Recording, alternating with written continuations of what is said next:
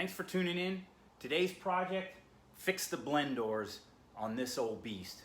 So the VW blend doors in the Beetle, the Audi TT also, the Golf and the Jetta, all have the same comfort control system. The blend doors are perforated steel. They have large holes in them, and then they're covered with foam. And as that ages, when they're 20 years old or 15 years old, that foam degrades and flakes away. And now the blend doors don't do their job because they're full of large holes. So it doesn't matter which way you put them. So how do you know if you need to recover your blend doors? Well, there's four main symptoms, but you got to be a little bit careful because each of these symptoms can overlap with other problems, with AC problems or heater core problems. So you got to look at all of them together and check some other things.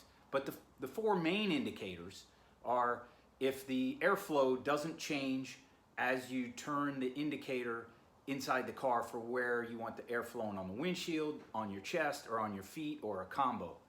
Okay, that could be a broken cable or a cable that's popped off, but it also is an indicator or a symptom of blend doors needing recovered. If you have foam particles come blowing out of your AC or heater vents every time you turn the fan on, that's probably the foam that's covering the blend doors. So that's a pretty good symptom of needing to do your blend doors. The next two are kind of when they're in a combo. So if your AC works and everything else on the AC system is in good shape, but it doesn't blow very cold in the car, that's an indicator or a symptom of your blend doors needing recovering. And then the same thing with the heat. If you turn the heat on and the car's warmed up, so it should be blowing very warm, if not downright hot air, should be coming right out of the vents, but it never really gets hot. So those two together, with the AC not blowing cold and the heat not blowing hot, that combo together is a really strong symptom of the blend doors being bad. So what do? We recover them. We take some tape and tape over all those holes. Now the hardest part of this is getting to them. It's really designed to work when you have the dashboard out of the car and you take that whole module out from underneath the dash that holds the heater core, the AC condenser, on all that kit that's up underneath the dashboard. But we're gonna try to do it without taking that whole unit out. So it's really tough to film. I'm gonna do the best I can, and then I'll try to narrate on top of that to show you what I'm doing. There's a lot of stuff we gotta take out. So this isn't really for the faint at heart. It'll take the better part of an afternoon or the better part of a day to knock this project out. But you can do it. I recommend having a Bentley manual. I recommend that for any VW owner that does any of their own maintenance. And of course it should be for the appropriate model, in this case a Mark IV Jetta. There's a lot of fasteners, and when these cars get this old, the plastic turns brittle. So you'll find a lot of broken tabs. If you're not careful when you're taking stuff out, you'll break more tabs. I know a lot of the tabs are already broken in this car. I'm gonna replace a couple things, and I'm gonna put in a new car stereo. So this is a good time to do it because we have to take that stereo out to access the blend doors. So what do we need to do this project? Well, you need the normal tools that you need to work on the plastics inside the car. A T20 driver is important because there's a ton of T20 screws in there. You'll need a 6mm socket with a couple of extensions, and I'll show you when we get to that how I set up my extensions to try to get to these screws. The blend door cover, I've seen them 3 different styles. I've seen Phillips, I've seen 6mm bolts. It's really a screw but with a hex head. And I've seen them with Torx on them, and it's usually a T20. So I can't tell you what your car is. It could be any one of those 3, but you're gonna need that. Small needle nose pliers is pretty handy, and then you'll need some light to see what you're doing in there. A 13mm socket, a couple of other standard tools. But aside from that, really all you need is tape. All right, there's a lot of different ways you could tape this up. My personal favorite is heavy duty AC vent, like for your house. This plastic It's really it's almost like an aluminum foil tape that has the plastic backing on it. That's the heavy duty stuff. You could use the standard foil duct tape, or yes, duct tape. You could use standard duct tape, but I recommend against it. Or you could use the plasticized fabric duct tape. Remember that those ducts, when you have the heat on full blast, they get really hot in there. And conversely, when the AC is up, it gets very cold. Well, this heavy duty tape is formulated to handle the heat and the cold. So that's why this is my favorite. It's a couple dollars more for the heavy duty type, but it's such a pain in the butt to get to this. I recommend that you do it right. I haven't had much success with the duct tape. It tends to get hot and then start peeling off, and then it's blowing around in there and it blocks stuff and gums everything up. So I really caution you against using standard duct tape. One last disclaimer, this is my technique. It's not an official procedure in any manual. There are different ways to approach it. The more you take apart, the better you can get things out without breaking them. I take a couple of shortcuts here. So you may want to consider, for example, the lower console and the armrest. If you take those out, it's a whole lot easier to get the forward lower console out. I'm going to bypass that and take a little shortcut because there's a couple less screws to take out. But it's up to you how much you want to take apart. There's already a bunch of stuff we got to take out. So if you see me taking a shortcut that you're not comfortable with, by all means, go ahead and take those extra things off. And if I go through it too fast, just look in your manual and that'll show you how to get things off. There's always a hidden fastener, and if you start yanking on a panel and you didn't get all the fasteners out, or you're pulling the wrong direction because there's a tab that goes this way and you're pulling this way, you're just gonna break all that stuff off. A lot of this car is already broken. You'll notice as I'm taking it out, like the glove box, the two side tabs are already broken off. So that gives me different options for how to get it in and out. I don't have to take apart as much to get that glove box out. But if you have a good glove box or you don't know if those tabs are there, make sure you take that outside panel off and check for the screw on the outside, and then the one that's behind the center console, kind of below the stereo there. So take your time, be careful, and make sure you get all the fasteners out.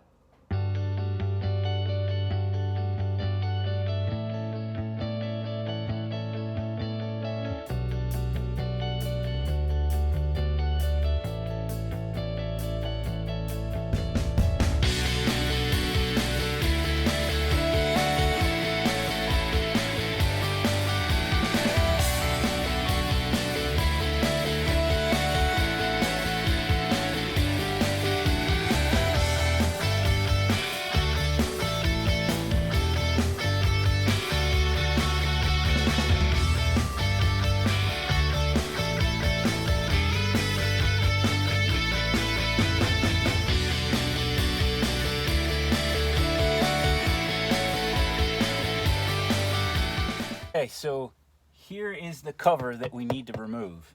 And this is actually probably the hardest part of the whole operation. There's two screws, one on each side, that are holding that cover on. And you really can't see them. There's one on this side back here. They're usually a brass color. And then there's one on this side back here. There is a trick to this side, so let me show you. So for the passenger side screw, there's a little trick that you can actually get to see it here. This is the insulation that was behind the glove box. So if we pull this back a little bit, and I'm gonna see if I can get the camera in here. There's a little brass colored bolt.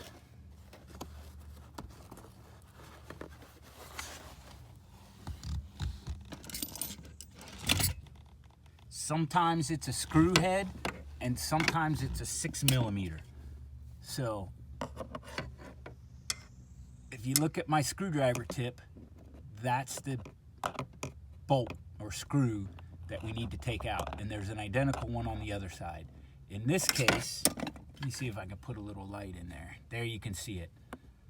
In this case, that's a 1/4 inch head. Sometimes there are Phillips, and actually the Phillips are a little bit easier. So when it's a 1/4, you have two options. Well, there's a myriad of options, but one is to take a wrench and come in here and open it, which is very time consuming because you only get about a quarter of a turn. Here's another option. Depending on the tools you have, if you have a quarter drive flex extension, that'll work. Or in this case, I put a short extension on my quarter socket and then a universal joint and then a longer extension onto my handle. That lets me get around the corner because you can't get a straight on shot of it straight back here. It's almost behind that hole. And sometimes you can actually, when it's a Phillips, you can actually put a screwdriver through that hole sometimes and get to it. But when it's a quarter, you can't fit your socket through that. Okay, now I'm gonna try to get you a view of the other side. Bear with me. So I got the light laying underneath, and that bolt right there, a little brass colored one. And like I said, sometimes they're a Phillips, which is actually a little easier to get a Phillips screwdriver in here. But in this case, it's a 1/4 inch head. So those are the 2 bolts we got to wrestle with next.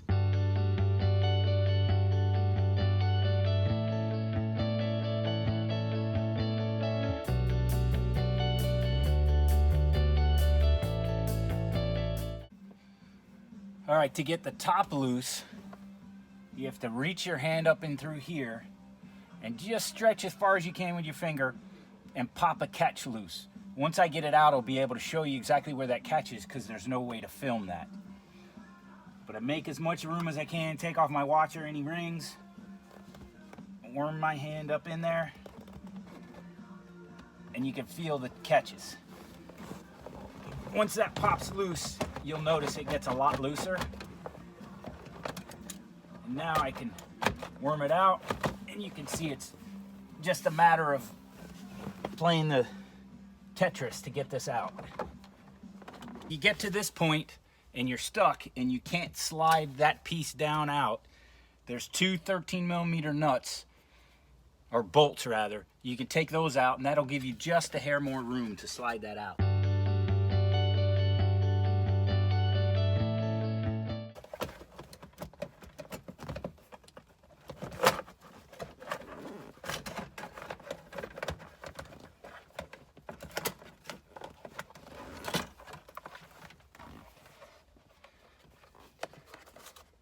That's the tab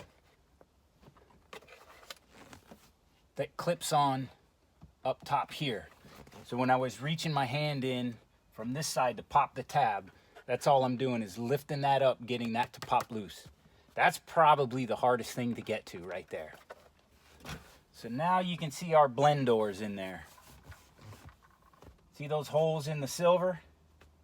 That's the blend doors.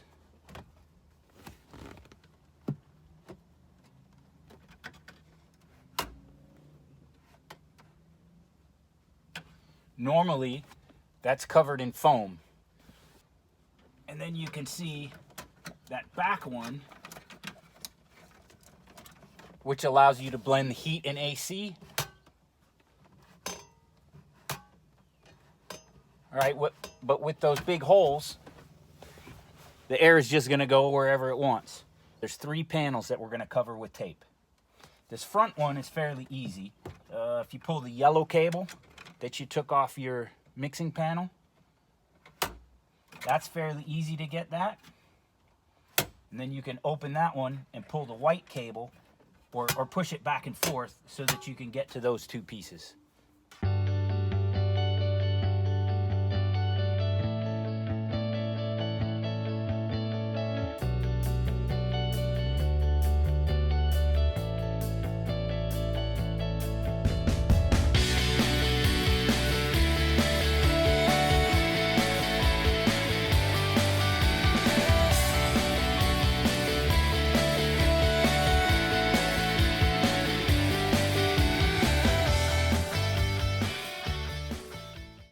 Okay, we've got them all taped up. I'm gonna see if I can get a little zoom in here.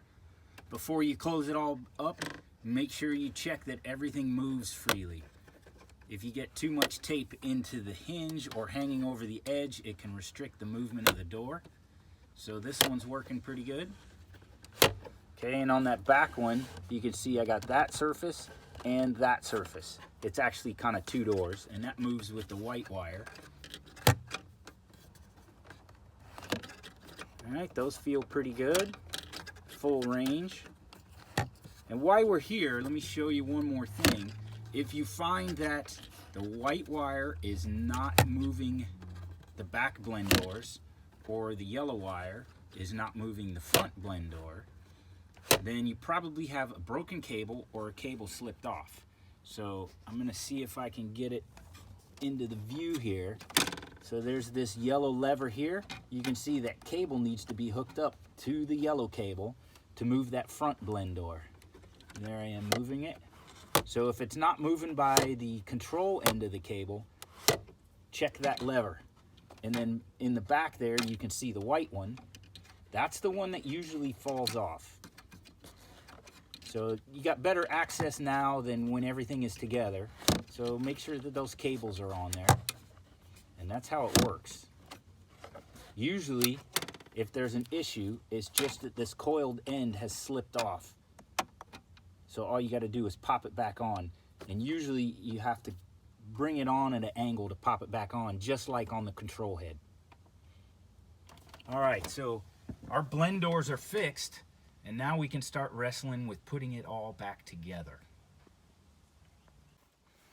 So as we're putting that cover door back in, remember that you need to get that U-shaped clip around this. These pins need to line up with the holes just below the bolts. And then we've got to engage that tab on the top that goes on the corresponding tab here. But it's really tough because we actually need to put this top duct in first before we start working this in. If you put this one in, you'll never get that top one back in on top of it. And as you're working this in, you'll see the divider here on top. That needs to fit into these clips right here. They don't really clip, they just kind of hold it. So as you're working it in, if you can't get it to sit all the way up and it's not engaging all the way, see if you can get a view down from the top.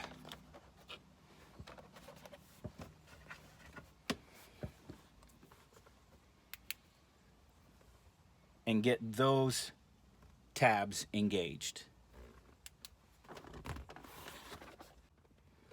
But you get the rear tabs engaged on that top vent or duct. It helps to put just a little piece of tape just to hold it up in place as you start fitting the bottom cover door on.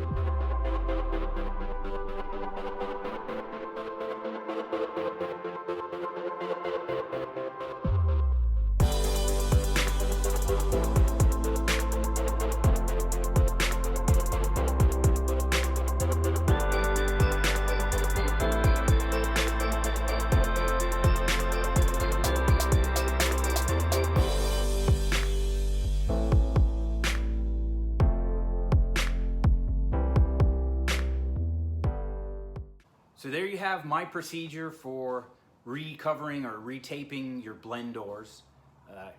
I hope this video helped you figure out how to get to them and what you're getting at, because it is kind of a tough job, and you got to take your time. You'll break stuff, and it can be very frustrating, especially that blend door cover, working that in and all those tabs and the 2 screws on either side. That can be frustrating. So take your time, keep track of your fasteners. You can make yourself notes. You can put tape on stuff to help you remember what goes where and what fasteners go into what holes. Be ready for discovering some broken stuff as you get into it. Like we mentioned before, the plastics on these cars are old now and it's pretty brittle. But I wish you the best of luck in getting yours. I hope it works out for you.